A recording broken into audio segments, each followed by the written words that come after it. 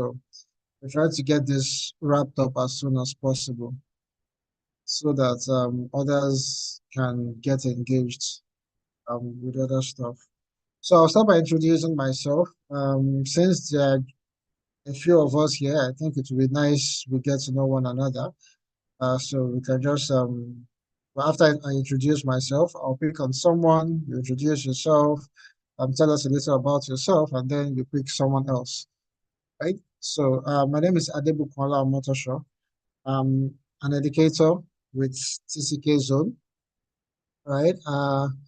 I've been an educator for about 10 years, particularly STEM educator. My job entails um, bringing digital skills, STEM education in particular, to students, right, or young adults. Let me put it that way. Um, which is all about equipping them with 21st century skills, skills that would help them, stay relevant in today's digital world. So I'm talking about skills like coding, talking about skills like physical computing, where they learn to work with electronics, build, come up with innovative ideas, innovative solutions, build robots, come up with different concepts using science and technology. We've looked at things like designs, 3D designs, additive manufacturing, to name a few, right? And for today, I will be your facilitator. Okay. I wanted to throw in a bit of my hobbies, but I don't know if everyone will be comfortable sharing all of that details. But let's just hear what's we all have to say. Feel free to share whatever information you feel comfortable with. I think I'll just throw in my hobbies. Yeah. So if you also want to do that, that's fine. So just 1 minute while we wait for others. Let's just take turns, all right, to do that. So um for my hobbies, I enjoy watching documentaries, right? Science documentaries. I enjoy watching movies, science fiction movies to be precise. And I play video games by the side, occasionally. So that's it for me. So I nominate Aliyu. Aliyu, please go on. Introduce yourself briefly and then pick someone else to do same.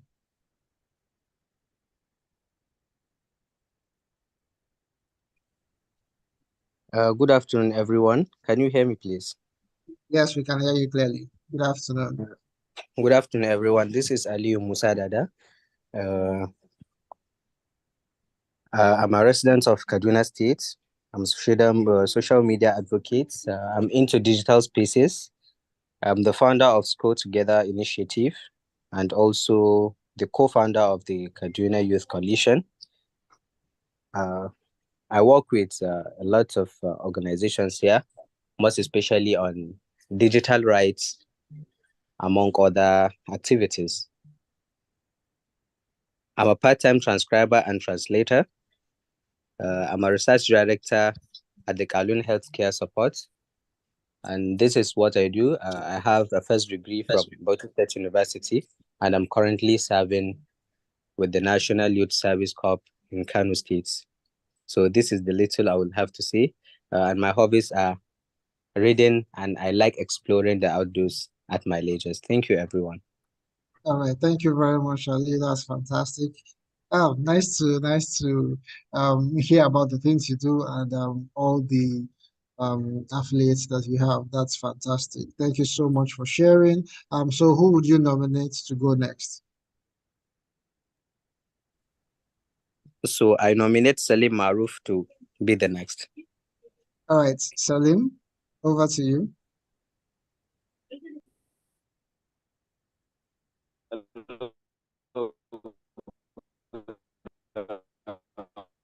Salim, we can barely hear you.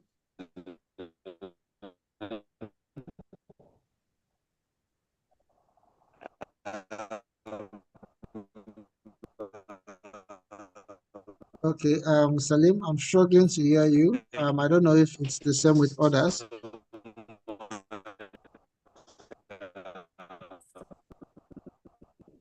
All right, Salim, if you can hear me, what you can do, just type your introduction in the chat box, then I'll read it out to others. Okay. Over to you, Gbemisola. Please introduce yourself. Tell us a little bit about yourself. Salim, if you can hear me, just type in your introduction in the chat box and I'll read it out to everyone else because I'm struggling to hear you here.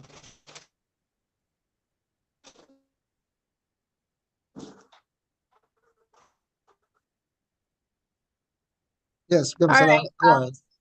Okay. Good afternoon, everyone. My name is Bimsola Olabi. I'm a product designer. Yeah, and I'm also a volunteer in TCK. Yeah, All right, basically, yeah. fantastic. Would you like to share your hobbies? Okay. I'll say my hobby is to create content. That's what I do. Like when I'm less busy or when I don't have any other things to do. All right, fantastic. Thank you for sharing, Gbemisola. All right, over to you, Ojo Esther. Right, and then we can get into today's session. Right, a quick introduction. Good afternoon, everyone. My name is Esther Ocho, and I'm a volunteer at TCK Zone. My hobbies are engaging in meaningful conversations with people and watching YouTube videos. Oh, Thank fantastic. you. Nice. Do you watch any particular genre or just any video? I watch vlogs. I watch sit-down conversations that some can tag as, let's say, video podcasts, basically. Okay. All right, fantastic. Thank you very much, Thank you. Esther. Thank you everyone for sharing. Much appreciated. At least we are no longer strangers. We know one or two things about one another. That's great. All right, so today's session is majorly an onboarding session. What we want to do is we want to get you to understand, in what capacity you will be functioning as volunteers for TCK Zone. Okay, so what I'll be doing basically is just walking you through everything you need to know as to the role that you would be playing. Hopefully others will join, but this is a recorded session, so you should be able to access the information later on. All right, so very quickly, I'm going to share my screen. I'll walk you through a series of guidelines. All right. First off is the volunteers guideline that basically just outlines everything you need to know about being a volunteer. And then we'll quickly take a look at the teacher's guide that walks you through basic classroom management. And then we'll look at making a digital champion. So because of our time, let me just dive right into it. Welcome back, Salim. It's good to have you back. So we'll just dive right in. If you're, okay, I think I can hear you a bit better now. So I just want to introduce myself briefly. Okay. Sorry for I've been having issues with the network. So my name is Salim. I'm from Kaduna State. So I'm a STEM advocate, right? SDG advocate. By the way, I was a global school mentor, where I've actually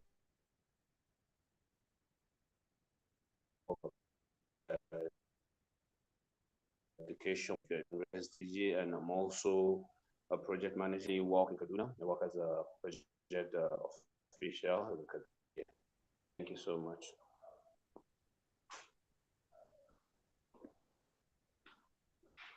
Okay, all right. Thank you so much, Salim. Though I still struggled a bit there to pick out everything you said, but I heard you talk about SDGs, and that's fantastic. So thank you so much for sharing. Like I said, whilst you were away, today's session basically is about um, onboarding you so you understand in what capacity you will be functioning. So very quickly, allow me share my screen so we can get started.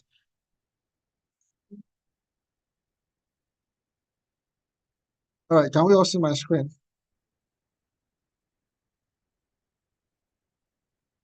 Okay, if you can see my screen, just drop a thumbs up. think that would suffice.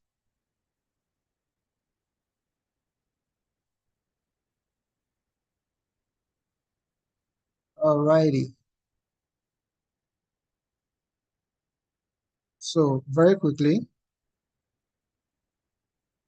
I will start by introducing TCK Zone, who we are, what we do. So TCK Zone basically stands for the Creative Kids Zone, right? And this is a registered not-for-profit organization on a mission to provide free digital training or technological training to African children. Right now, our goal is to empower these young minds with relevant technological skill sets that we believe they need to thrive in today's digital world. If we look around us, we see that everything we do is dependent on technology. You need to be tech savvy to be able to, even get around and get by in doing some basic tasks. And we have come to see that, even though we have a good number of people that are exposed and we have a good number of people that are tech savvy. If we look at our educational system, we've come to realize that there are certain students that are underserved, right? They don't have the right exposure, they don't have, the right access to, technology or things like computers or laptops that they can work with, and they don't even have, knowledge about basic digital skills. And those are our targets. Those are the students that we are trying to reach out to. Those are the students that we are trying to um, expose, to the right, set of skills, right set of digital skills that would help them thrive, in today's world. Right. So ultimately, our goal is to make sure that we are able to bridge the gap, all right, the digital divide that we already have in Nigeria, and make sure that every child has the opportunity to have access, to digital skills. They are able to say, oh, I have this skill. Oh, I know how to do this. I can create, videos. I can code. I can edit videos. I can edit pictures. I can create websites. I can develop games. All of that. So that's the goal. That's what we are trying to achieve, right? So, um, like I said, I'm just going to run through this. We have a number of guidelines that I would really want us to, touch base on before 1 o'clock, right? Because we understand that we have some of our Muslim friends that would need to go to pray. So, we don't want to get into their time. All right, so or TCK volunteers. Who are our TCK volunteers, right? So our volunteers are also known as impact enablers, right? That's a very fantastic name. It's paints a picture of, the kind of role or effects that you have on the students you would be engaging or the students you would be interacting with, right? We want you guys to serve as people that are able to bring measurable and meaningful impacts to every child that you engage. And that's why we also call our volunteers impact enablers, right? And your role would involve, you know, making sure that there is a very smooth, operation when it comes to delivering of content, when it comes to, managing the students and all of that, which I'm going to get into during the course of this, onboarding. I just wanted to paint a picture of who you are and how we see you at TCK Zone. Right. So the objective of this training basically is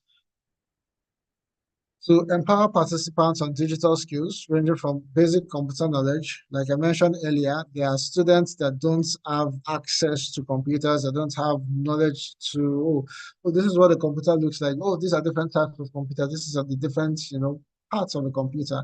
Oh, this is what I can do with the computer. They have, just turn on the computer, move the mouse around. There are students that have never done that before, right? And we are trying to make sure that that is not, the case. So,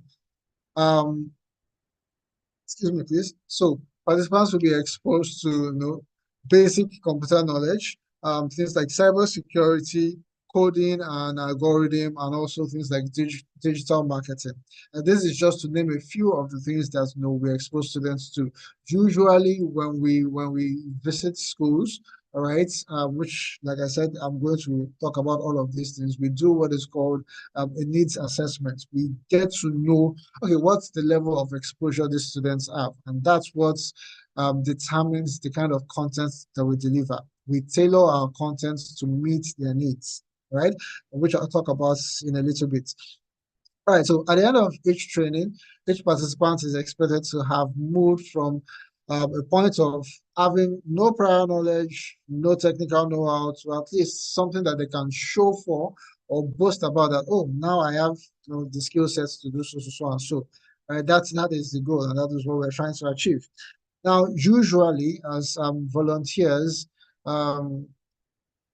you would have to have feedbacks, or take feedbacks are very important, because this is how we are able to measure how much impact that we make, and also how to fine-tune our content to be delivered in the best way possible. So we are very big on feedback, which can either be oral or through the use of worksheets. We have prepared worksheets for every session that we have. If it's coding an algorithm, for instance, we have a worksheet that the students would work with, and that would give us a glimpse into how well they understood the concepts that was taught, how well it was delivered, their thoughts, their opinions, what they think can be better, if they really grasp, the idea or what is being taught. All of that will be, highlighted when they work with the worksheets. All right, so for execution plan, all right, we have a number of items whenever you need, or whenever we go out to engage schools, right? There's usually a due process to all of these things. The first thing, and these are also roles that you all will participate in, right? So the first thing is stakeholders engagement, right? Where this involves reaching out to schools and seeking their approval, okay, to perform or to engage the students in digital skills training, right? Irrespective of the fact that our trainings are free, we can't just, barge in or crash the gates into a school and say, all right, you are here to train the students. We need their consent, okay? Also seeing that we'll be taking pictures and all of that. I'm still going to talk about consent forms that they'll have to sign and all of that. But the right step as to building the rapport, the relationship with schools, involves going to the school at first, meeting with the school authorities, either the principal, VP admin, anybody that is available, or someone in authority that can really attend to us, and talk to them about why we are there. Okay, what we have come for. Talk to them about TCK, our goal, our target. Oh, sorry, I didn't mention. Our target is to train 500,000 students, all right? And we've made good progress, but with the help of our volunteers, we believe that we'll even make even better progress, right? So that's the reason why we are doing this onboarding, so you all have a clear picture of what we are trying to achieve, right? And our goal and our target. All right, so after the stakeholders and engagements, where you get to interact with the school owners, you talk to them about TCK zone, get the approval and the dates we need to be there, right? Then we come back, discuss with the team, or part of what you will do at the school is also conduct what is called a needs assessment, right? And what that entails is you getting more information about the school, more information about the students. That way we are able to tailor our content, all right, to suit their needs. For instance, if the school already has basic ICT in place, where the students already know what a computer is, how to use a computer, how to create maybe how to use Word documents and stuff like that. They can create slides and all of that. We don't have to go there to reiterate on what they already know. Instead, we can, okay, they already have that, but they don't know how to code. Then we can go back there and say, okay, we'll take you guys on coding and algorithms, or coding or embedded systems, or digital marketing or cybersecurity, but not what they already know, not what they already have. right? So part of the needs assessment is one, of course, you should already know the names of the schools you're going to with a little bit of research, but just to be sure, because sometimes in terms of spellings and also just to avoid mix-up, we have a documentation system in place and it has to be precise. So make sure that we have the proper name of the school well documented. The address also should be well documented. We would also like to know the number of students. That way we are able to plan ahead. Okay, if we have about 100 students in that school, okay, how do we go about engaging all 100 students? Okay, all of that information is crucial. So the needs assessment just gives you an idea of the things that you need to ask when you visit the school, right? So other things include the number of classrooms available. If they have a hall, these are information that we would like to know. So the events where we might like to have a number of classes merged into the order so that we can just engage them all at once. For instance, maybe the senior secondary from SS1 to 3 can just be in a hall instead of having to go to their class one after the other. So that way we're able to engage all of them in record time. Also bearing in mind that we visit schools during school hours and they all have their own engagements, their own curriculum to work with. So we don't want to bite too much into their time, but we want to make as much impact as possible. So all this information boils into how well we are able to plan for all our engagements. All right. So the students' level of exposure, which I already mentioned, just how much they know, how much exposure they already have when it comes to digital skills, and that would inform on how we are going to engage them. All right, and then we can get a scheduled time for the engagement itself. So, of course, it will be some days after they'll look at their calendar and get back to us. Okay, come so day within so time, that will be the best time we can engage the students, right? So whatever time is being given, everything should be well documented so that when you get back to the team and you deliver the information, we're able to make proper plans and then give a feedback. All right. Also, we shouldn't forget to ask for the resources available to the school. Right?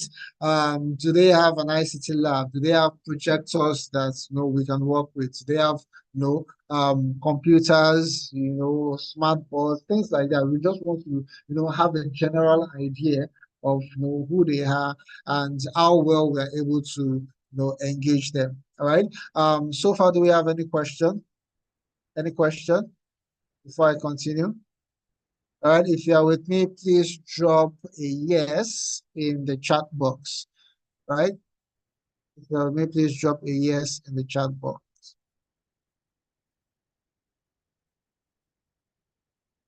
Are we there? Can we still hear me? All right, fantastic. Thank you. Thank you so much. Thank you, Esther. Thank you, Salim. All right, so let's move on very quickly. So once we have sorted out, stakeholders engagements, visiting the school, we've done our needs assessments, we've gotten all the necessary information we need, then we would talk about resource mobilization, right? Which basically involves getting, excuse me, please, getting everything needed for the training, okay?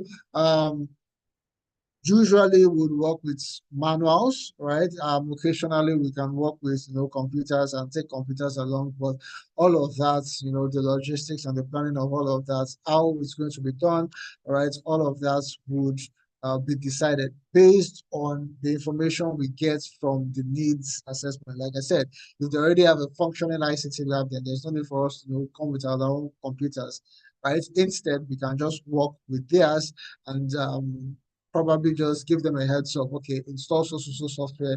Let's work with that. All right. So that's that. We can also talk about infrastructure setup or team setup, which basically would be determined in-house, right? Looking at the number of students that need to be engaged, right? Will determine the number of people that will be sent, right, as a team to the school.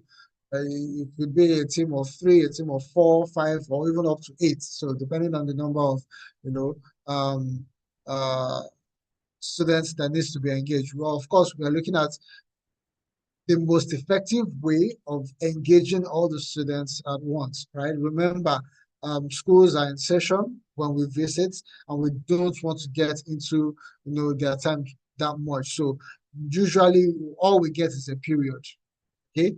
And we have to maximize that period, make sure that we are able to, you know, get the impact that we're looking for, right?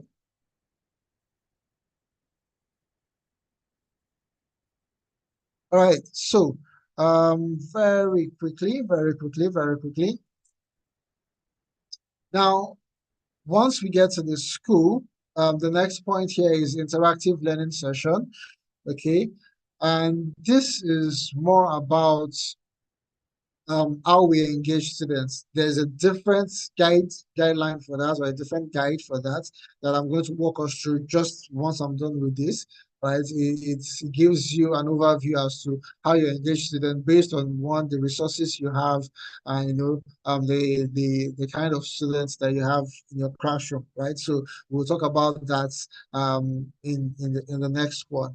Curriculum development usually is done in-house, but of course, the thoughts and ideas of volunteers are always welcome. And in fact, there are times where you might actually have to work on a curriculum, but it still will be vetted, by educators in-house, right? And like I said earlier, we are very big on feedback, right? So feedback and evaluation needs to be done before and after every session. Okay, we want to get it's more like a baseline survey. We want to know, okay, before we started this engagement or before we started training the students, what's their level of exposure? How much do they know? How well are they exposed to digital skills? Right? Once we have that set, then we can have something like an endline survey where we are able to say, okay, after the training, this is how much they know. Okay, this can be done, like I said earlier, either using the worksheets or even oral, or verbally, right? So you might just have your phone recording and then you ask them questions. So on a scale of 1 to 10, how much did you enjoy the session? How well do you understand the concept? How well was the content delivered? Let the kids express themselves, let them share their honest opinion, okay, what they think about it, just capture that moment, okay, because all of that, helps in improving our services, right? So at this point, I would need one or two of us to just give me a brief recap of all I've talked about so far. Just one or two things that you've really held on to. Just give me a quick recap of what I've talked about so far. So, anybody who wants to give us a quick recap? Should I call someone? Hello, good afternoon. Can you hear All me right, now? good afternoon. Thank you, Salim. Well, literally, from what I've been able to understood from this program is the fact that Sorry, please, can you um, speak up a bit? I'm struggling to hear you, please. can you hear me now? Can you hear me now? Okay, it's better. Yeah. So what I was saying is from the onboarding process, which is the training process, I was able to understand that each volunteers actually have a lot of things to do. You actually thought about, you told us how what we need to do first in regards to stakeholders engagement. You let us know that it's very, very important to actually have a needs assessment before you embark on any projects, right? So when you do the need assessment, it's easier for you to able to understand the gap within that system, right? It's also very important. You don't actually teach students that actually been taught on certain programs, something they actually already have the skills of. So also went on telling us in regards to the resource mobilizations, right? Where you need to also know that most of it might actually be manual, but in some cases it might be digital, right? So in every project, you need to also get a feedbacks. Feedbacks are very, very important in project because it actually enables you to know if what you've done so far is actually good or not. So it's very, very important we understand that these children will be taught on STEM programs, you know. So getting feedbacks from them in regards to what you've been taught or they've been taught, it's very important. That's evaluating the performance of what you've done so far. Thank you so much. All right, thank you so much, Salim. Oh, that was wonderful. Yeah, thank you so much. All right, yeah, that's fantastic. So, you've actually I've talked about pretty much everything I've talked about, and I'm very, very pleased to hear that. Shows that we are all following. Thank you so, so much. All right. So, very quickly, I'm just going to run us through a few more points here, and then I'll talk about the teacher's guide, and we'll round it up with, taking a session on how to become a digital champion. All right. So, all right. So,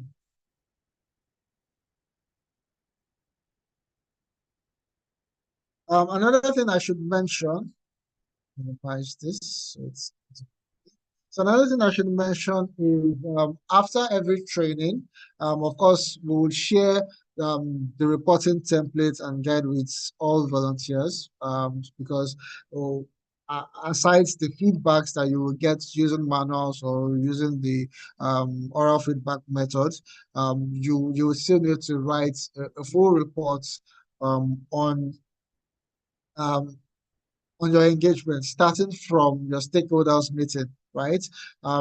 When you visited the school, your interaction with the principal, we want, a detailed report of, how that engagement, went, and also everything that was discussed, how you went about, your needs assessments, resource mobilization, and everything in between, right? So a full report like that, is always required after every training. A template will be shared with you, and of course, all these resources I'm sharing on the screen right now would also be put together in what we are calling a starter kit for volunteers.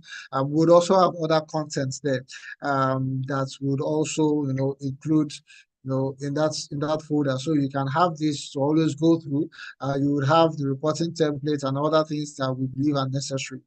Okay, like I said, this is majorly an onboarding session. We would have other trainings that would involve um, more technical training, yeah, because when you go to schools, not everybody, not all volunteers are exposed to, to the technical stuff that, we would be introducing to the students. So we want everyone to be on the same page, such that all volunteers, even if you are not facilitating, right, you should be able to assist whoever is facilitating. For instance, if you are taking, let's say the facilitator is taking 6 picto blocks, for instance, right, and you're trying to create a game out of, picto blocks, right?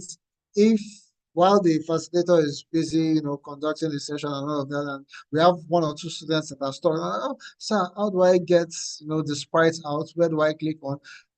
Every volunteer should be able to walk the students through those, challenges. You should be able to, oh, this is where you do, this is where you go to, this is where you click, this is how you drag and drop, this is how you, do all of that. So that technical know-how is very, very important. We need all our volunteers to be able to, assist during sessions, and even sometimes take sessions, right? Of course, we understand this is not going to be instant, right? It's going to be a gradual process. We make sure that you have all the necessary trainings, right? And you are ready before we put you out there. Okay, so this is just an onboarding session. All right. Like I said, we would have subsequent trainings that would involve more technical topics, and also would even have self-paced, videos that we will share with everyone, so that, right, you are able to follow along, and then learn and train on your own so that you're ready for every session or any session that you go for, right? So team setup, usually we would have a facilitator or the actual educator. If you are a team of 3 or a team of 4, these are just different roles that each person can play. And of course, these roles can switch. Okay, so it's not mandatory that one person has to take the entire session, right? So somebody can start by introducing, TCK zone and doing other things, and then the next person talks about the technical aspect. The next person goes on to handle the activities section. So, it's usually up to the discretion of the team lead, right? But just to make you aware of the roles that that needs to be played on that day or during your sessions. That's why we have this team setup section. So we'll have the facilitator and we'll have the media person. In this case here, is placed as photographer, but we have the media person that will take pictures and videos, which are very crucial and very important, all right?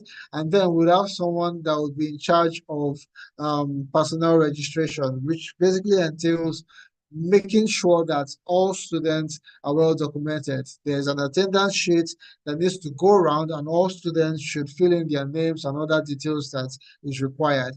All right. Now, part of the training kits will include manuals. Usually, we have testimonials and media consent. This is very important before any training, because we need to be able to use the pictures and the videos that will be taken. So we need to get consent from the school. So we already have consent forms and testimonials that have been printed out that every educator would usually go to schools with.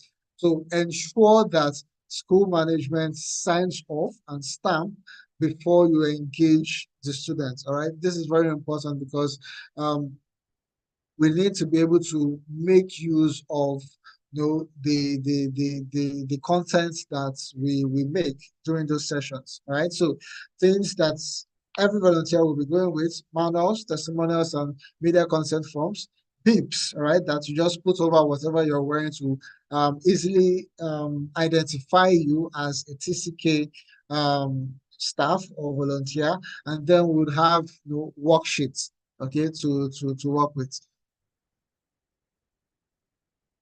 All right, I'm just seeing your chats, Aliyu. Yes, I'll share the presentation slides with you, and also every other resources like I mentioned. This is just for this session. Okay, so quick classroom management guide, right?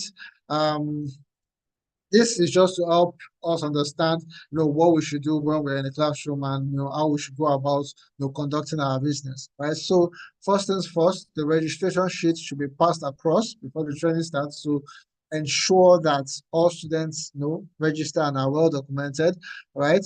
Now, the training should usually begin by introducing TCK zone, right? Let the students know, who you are.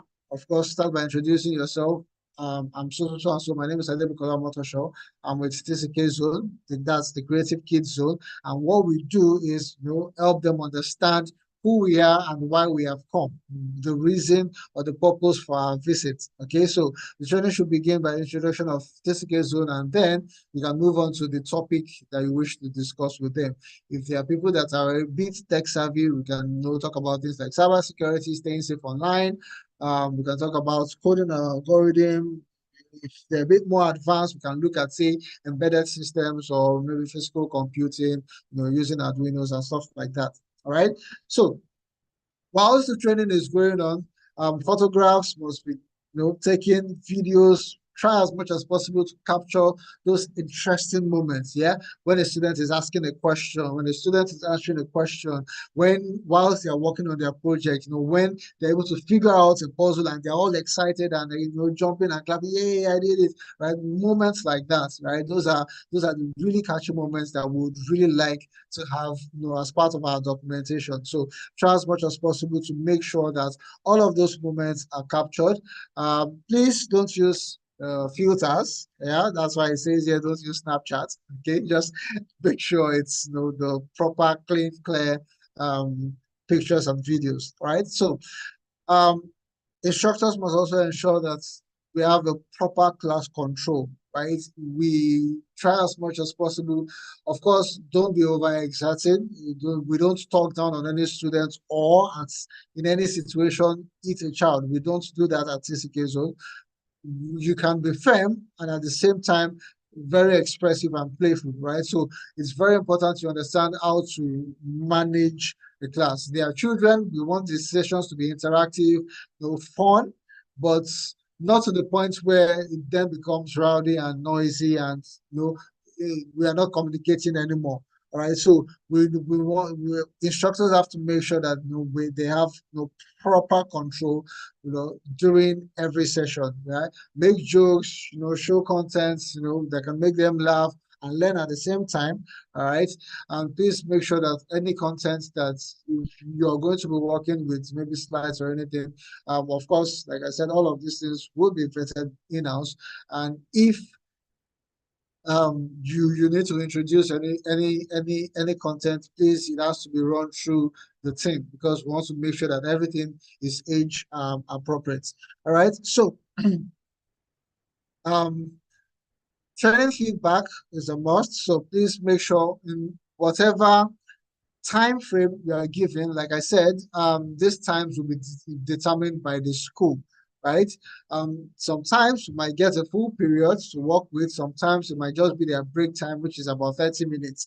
So we have to use that 30 minutes, optimally, right? So that we can get the best out of it, right? And that, in all of that, we need to be able to do all these things that I'm talking about. Take pictures, make videos, take the attendance, have a meaningful, impactful session, right? And also do the necessary documentation and everything that is required. That's signing of the consent form and testimonials and all of that should be done in that record time. All right. Also, instructors should observe participants and should always be ready to switch in whatever approach you're using. If you see that, oh, the audience is getting a little tired, a little bored, try to make it more engaging, try to make it more playful. You can ask questions, all right, okay, that would pique their interest, right? For instance, let's say you're talking about you want to talk about Arduino, for instance, right? And you don't need to just go all technical on them. Oh, this is a computer, it's the brain of the computer, blah blah blah, right? Let it be interactive. We call it the inquiry-based learning approach here, where you don't just go straight to the point. You give them leading questions that helps them figure out what you're trying to say. So you can just ask them questions about how they got from their home to the school. What are the things that enabled them to get out of their house and navigate to the school safely? That will just be there. Okay, how did I do this?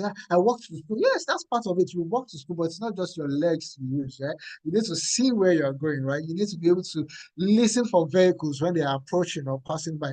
Things like that. So by the time they figure it out, they go, "Ooh, okay, so I used all my sense organs," and then you can take that information and bring it back into your class. Now, what we are talking about is physical computing, and it's very similar to that, where we have sensors that are acting like sense organs, collecting information from the environment and sending it to the brain of the computer, which is the embedded or the Arduino or whatever embedded system you're using.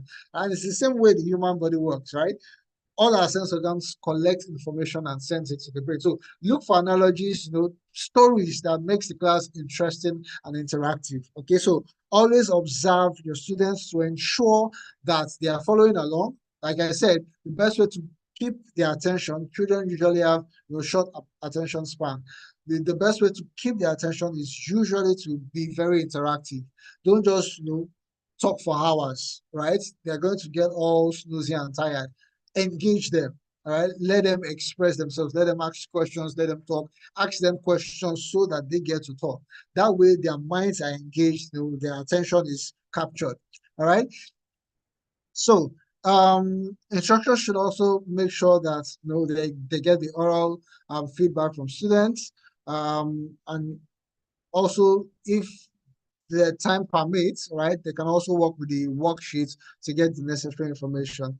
All right, so like I said, the testimonial and the consent letter should be signed, before the training starts. Okay, so that is that for the volunteers guide. It's 1 o'clock already. Very quickly, very quickly, I'm just going to run us through I'm just going to run us through the teacher's guide. Like I said, all of this will be shared, right? All of this will be shared with us. So we can take our time to go through everything in details. And if we have any question, of course, we can always reach out on all the platforms that we are on, right? Drop your question and I'm sure someone would respond to it, as soon as possible. All right, so very quickly, I'm just going to run through this because of our time. So the teacher's guide basically is just talking about how you manage the classroom. Okay, what are the things you need to do? If you're having a virtual session, for instance, what are the things you need to get ready? Right? If you're having an instructor-led classroom settings where, for instance, you don't have access to a computer or computers to work with, you don't have access to slides or projectors, all you have is the manual that we will provide, right?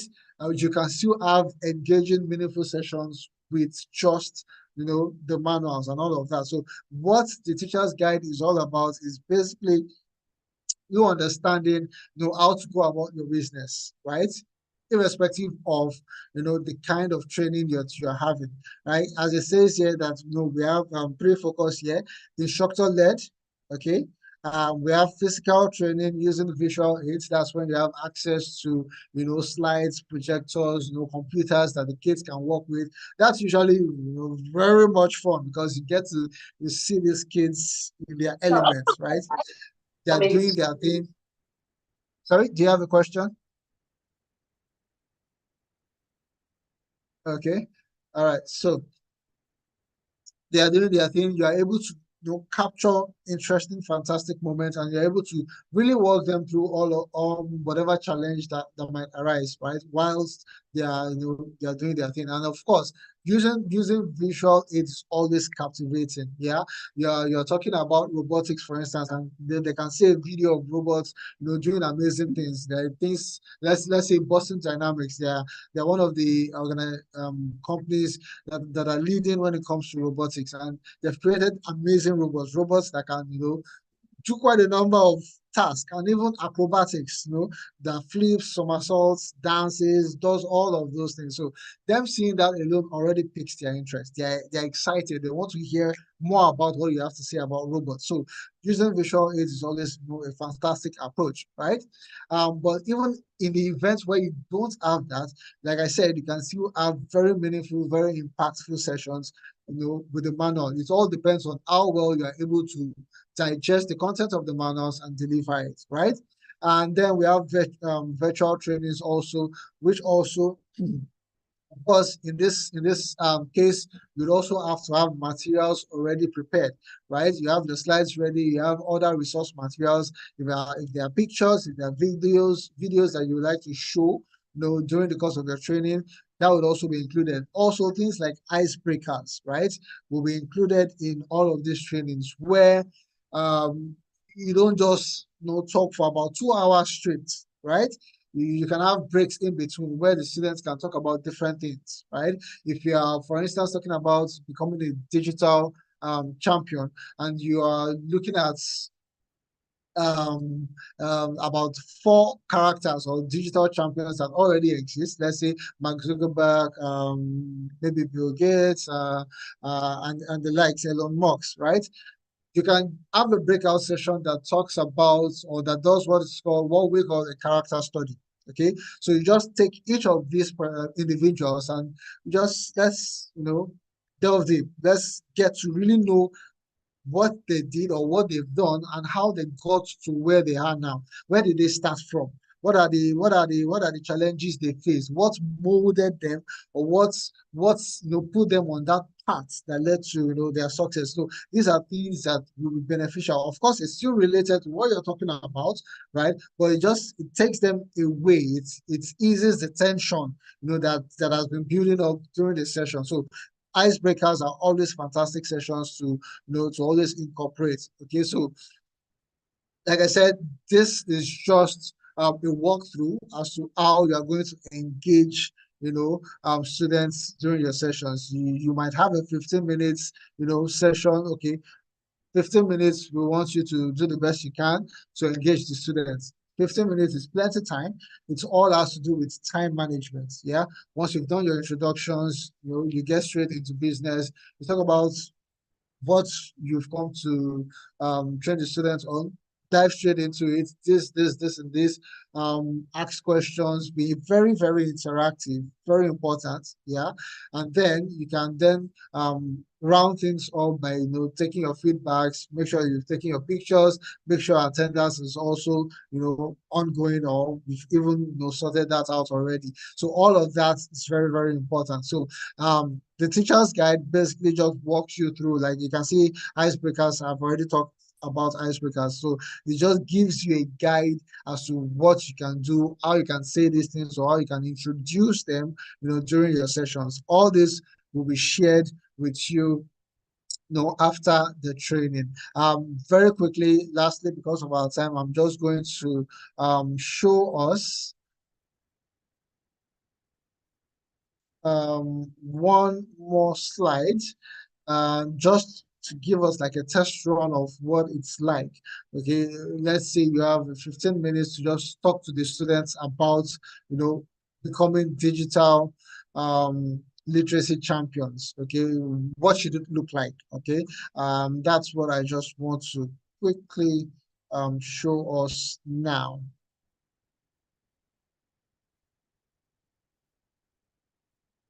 All right, can everyone see my screen? Okay, fantastic. All right, because of our time, I'm just going to breeze through this. Please, apologies. All right, so you start by introducing yourself. The topic is just the making of digital literacy champions, right? You can start by introducing yourself. Let's say you have just 15 minutes to engage the kids and just talk to them about digital literacy. They have no idea, right? And then you start by introducing yourself, welcome everyone to this session. My name is so and so. All right, I'm from the Creative Kids Zone. I'll be facilitating this session on digital skills, right? That already summarizes, your introduction. You can talk a little bit about physical zone, and then you move on to the overview. All right, in today's digital world, being digitally literate is no longer just a skill, it's a necessity. All right, digital literacy encompasses the ability to use technology effectively, critically evaluate information, and navigate the digital world with confidence. All right, and then just go on. Let's delve deep into this. Let's understand what it really means to be a digital literacy champion. Right. Of course, starts with the question. Remember what I said about inquiry-based learning. Okay, you would not just divulge all the information. You are trying to stir up the students to think, right? You're trying to make sure that they are alert and they are following you, and at the same time, you're trying to engage them so that they're able to think, right? Which is very, very key. Something about Nigeria's educational system or style of teaching students, it's more how would I, one way or direct, right? The teacher just comes to class. This is what we're doing today, on the whiteboard or on the blackboard. Give them the notes, you talk, and that's it, right? We need people that are able to think. We need students that are able to take, oh, I learned this, and this, okay? How can I apply what I've learned, okay, to solve this problem, all right? We need to start building problem solvers and critical thinkers, right? People with, logical thinking abilities, and that will only happen when we stir them or we prompt them to think. So don't just go on every session, I'm like, oh, this is what we're doing today. It is coding we're talking about. Coding is this. Ask questions, engage them, allow them think. Even when they don't have the answer, give them hints. Okay, all right. You say, okay, we don't know what coding is. Okay, start by saying, all right, young lady over there, what's your name? Oh, your name is Susan. Okay, Susan, please stand up, clap 3 times, and sit down. Okay, now what have I asked Susan to do? All of them will come up. That is something very simple. They all come up. Oh, you said she should do. You gave her an instruction. Fantastic. Someone said you gave her an instruction. The same way I've instructed Susan to do something, and she was able to execute it. It's the same way. That's what coding is all about. Giving instructions to the computer. See, the way you just, blend analogies with your sessions, it makes it very interesting and very engaging. So don't just go straight to the point of, oh, this.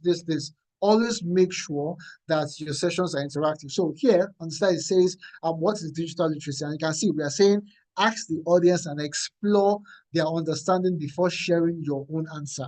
All right. And that's what we refer to as the inquiry-based learning. Let them inquire. All right.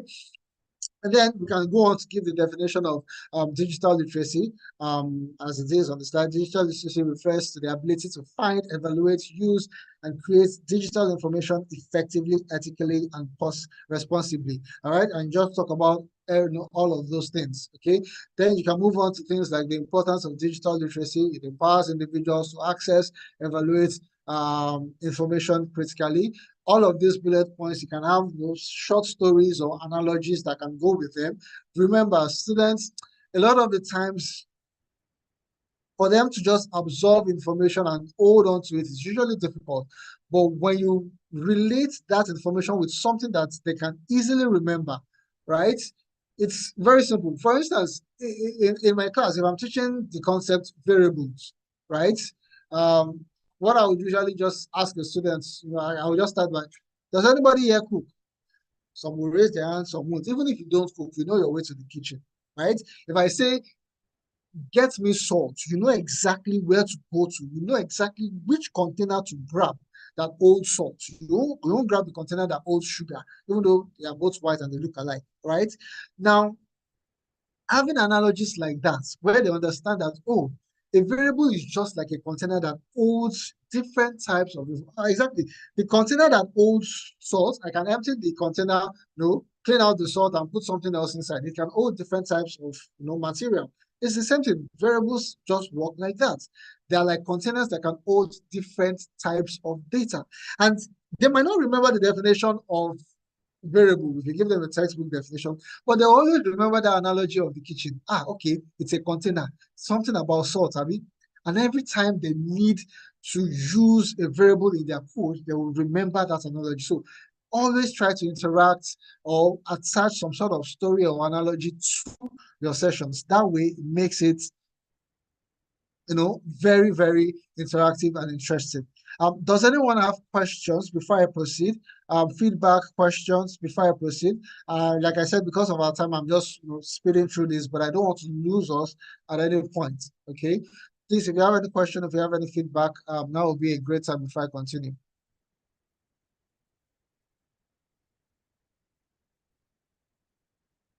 Okay, I'll take the silence as a no. So very quickly, let's just round this up.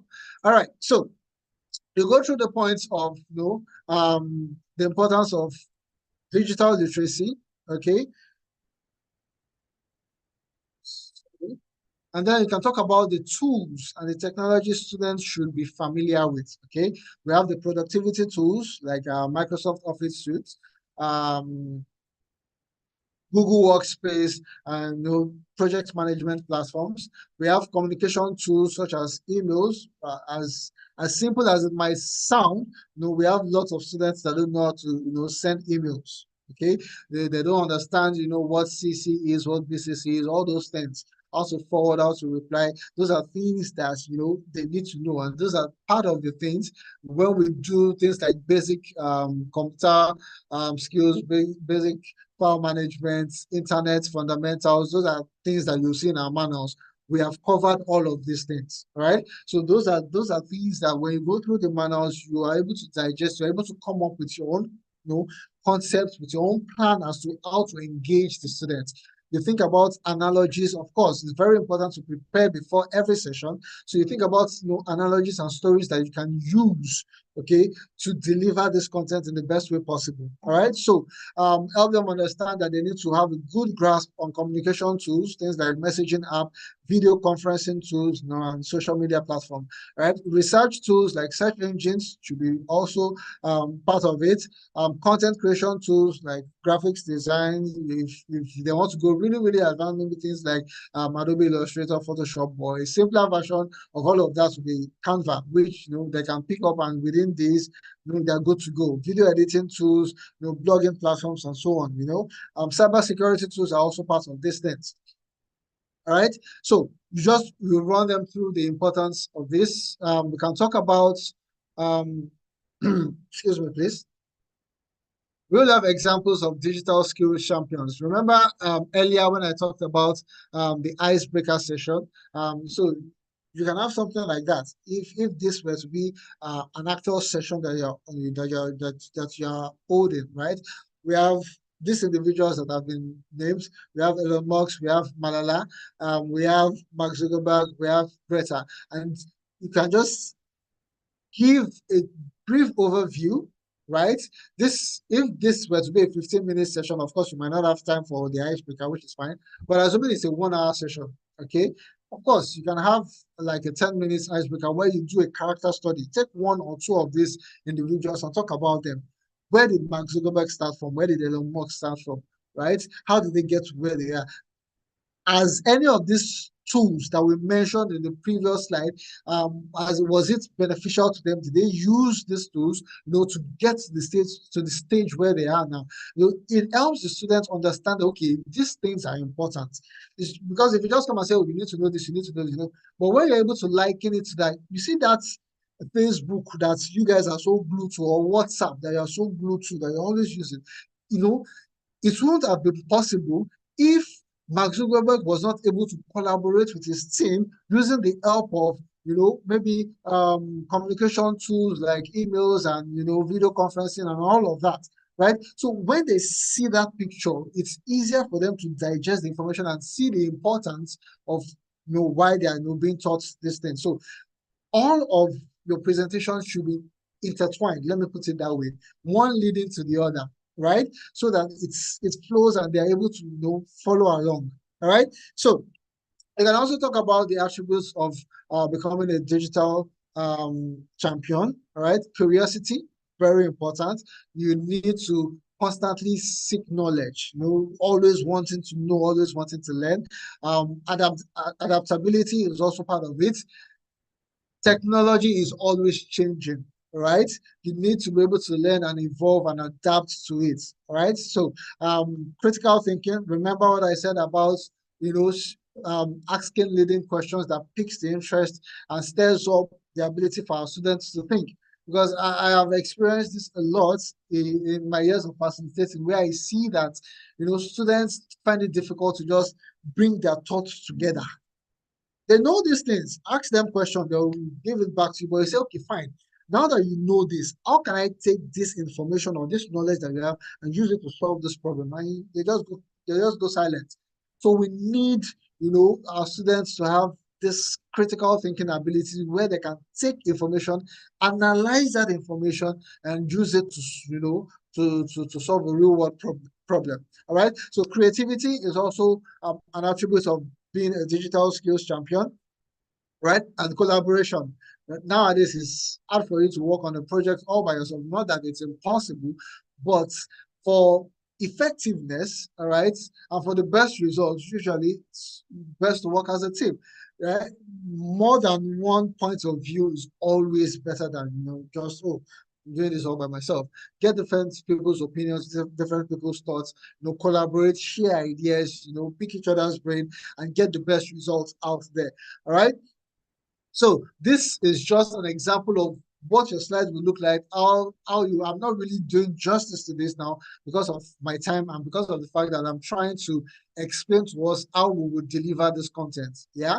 But hopefully in our subsequent training, we would have a proper session where either we are talking about something a bit more technical, and that way you would see what it's like to actually handle a session, right? So part of the things that you can do, just to for your sessions to be engaging, still on this topic of becoming a digital champion, could be something like, let's have a digital skills champions pledge, right? And you have all the students stand up and say I, and followed by their name. I, Adebukola Omotosho, pledge to be a digital skill champion. I will embrace technology in my thinking and my doing. I will make positive use of my digital skills to solve problems and make life better. I will be more with tech. I will do more with tech, and I will have more with tech. So help me God. I said that of them like, oh yes, I'm feeling all hyped and pumped up right now. Just something to lighten the mood and also kind of reinforce it in their minds that look, there's more. You can be more with tech. You can do more with tech. You can solve real world problems, right? And truth be told, a lot of students, if you ask them now, why are you going to school? So that I can make money, right? Which is not far-fetched, but truth be told, if they really want to change their lives, right, and you have that financial independence, value has to be attached to it, right? And that value will come from the technical skills or the digital skills that they have developed. Okay, now I know how to code, or now I know how to invent things. I can build things, right? What problem is there in my society that I can solve? And if he or she is able to solve that problem effectively, right, then wealth can follow suit. Well, I see the solution you provided here is very effective. If it's something about security, for instance, yes, security is an issue. But if you have a very robust, affordable, security or even power solution where we're able to, generate, every household is able to generate its own power, not using generators now that consume a lot of fuel. Something, cost effective and maybe doesn't even run on fuel, right? That is something that people will buy into, and before you know it, the world comes. But the value has to come first, and that value is contingent on their digital skills, and that is why all of these things are important. So these are things that we can talk about, right? These are things that we can help our students understand, help them see the importance of digital skills. So we can round up. Of course, you would always round up your sessions with questions and maybe teasers. How has digital literacy transformed the way we learn, work, and communicate? Allow the students express themselves. Let them give instances. Let them give maybe scenarios where I see there was this time I went to one place like that. They use these goggles. They put it on my face and I was seeing things. They say, that's virtual reality, right? So those are things that, allows them to, now I know, so that thing is called virtual reality. Okay, fantastic. There's another type called augmented reality where you're able to see the environment that you are in, but at the same time you can see other things that are not there, like computer generated images. Oh, interesting. Like that.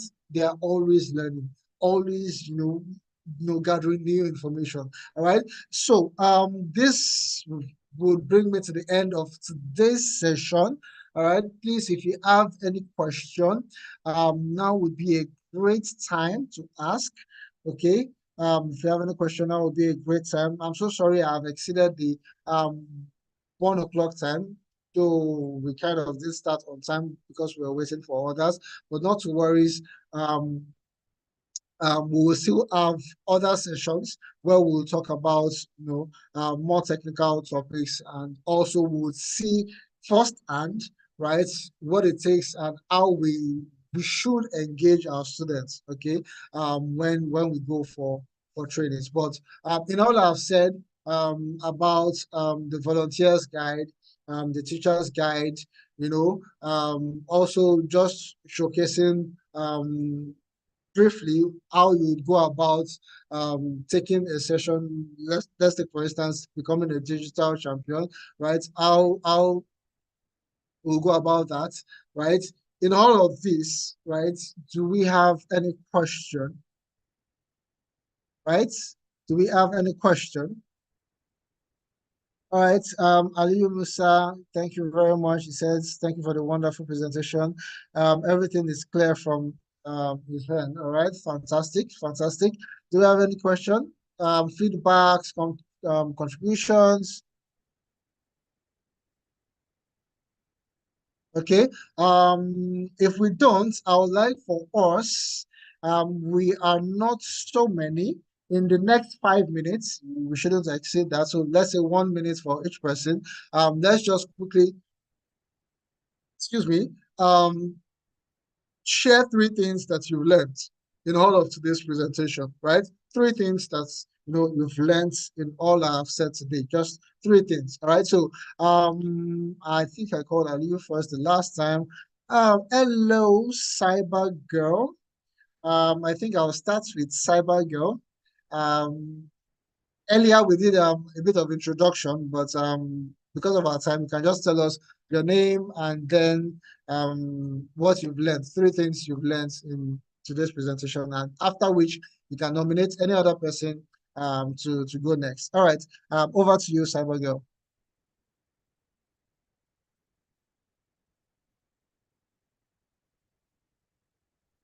Are you there? Can you hear me? All right, while we wait for Cyber Girl, Esther, could you please go on to share three things that you've learned in today's session?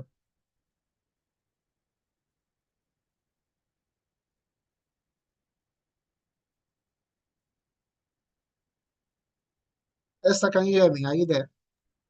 Yeah, I can hear. I'm sorry, I was trying to All right. unmute. Okay, fantastic. Yeah, just very quickly, three things you've learned before we round Okay, up and call first it to a day. be to engage the students, share example and be relatable as much as possible. Two is taking feedback just to get their opinion on how the training went. And three is seeing ourselves as impact enablers because these people do not have access to these things or they do not necessarily have access to the proper exposure to technology and digital skills. So it's a privilege to have to take these things to them and empower the next generation. All I right, think that's fantastic. it. Thank you. Thank you. All right, thank you very much, Esther. That was very on point. That was nice. Thank you so much. Please nominate someone to go next.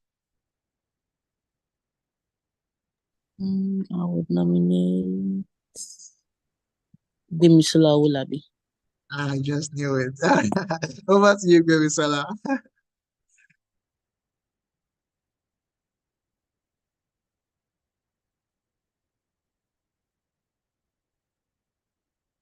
Hello, Gbemisala, are you there?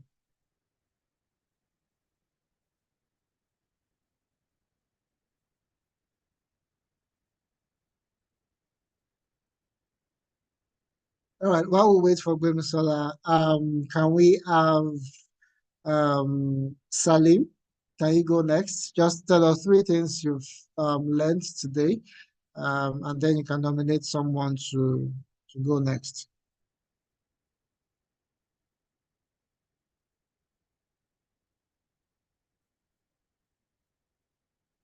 Salim, I see you have unmuted, but I'm struggling to hear you.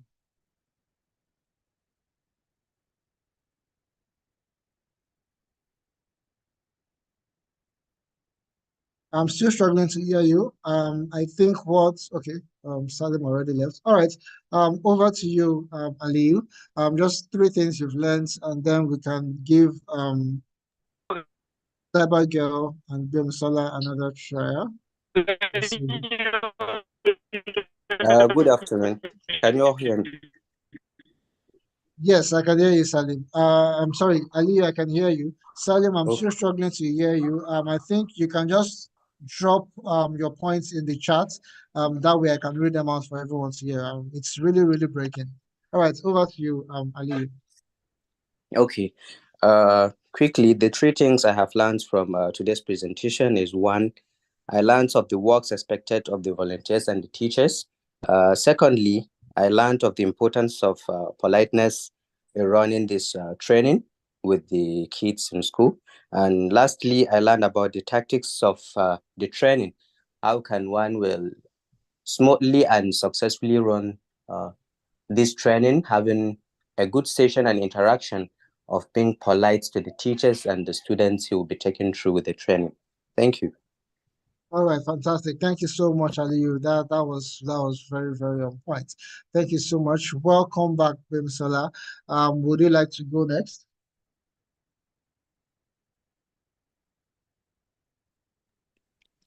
Yes. All right. Good afternoon, everyone. Yeah, so Afternoon. I'll just say some point that I've gotten from what you spoke about.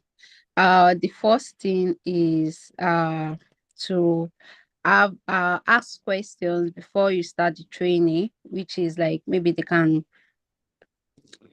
you can ask them questions to know their knowledge about the topic you actually want to change. Then after, you can ask them the same questions to know how well they answer those questions, so that you can know how you have impacted them through the lecture or training. Sorry. Then another thing is carry them along when you are training them, so as not the class to be boring. You can add different things to make the class interesting, because they are children. They might get tired easily from talks and talks and talks. You have to like add different activities so that you can bring them back and can continue talking to them. And what else? Yeah, you talked about creating content for the training, to also, so that we can like put it out there how we train, and yes, just carry the community along. Thank you. All right, fantastic. Thank you so much, Bimsola. Thank you so much for sharing. I see here Cybergirl has left us a message. I'm going to read that out. So Cybergirl is Teslimat. Nice to know. All right, so it says here, my name is Teslimat. So the three things that she has learned is how to interact with trainees, right?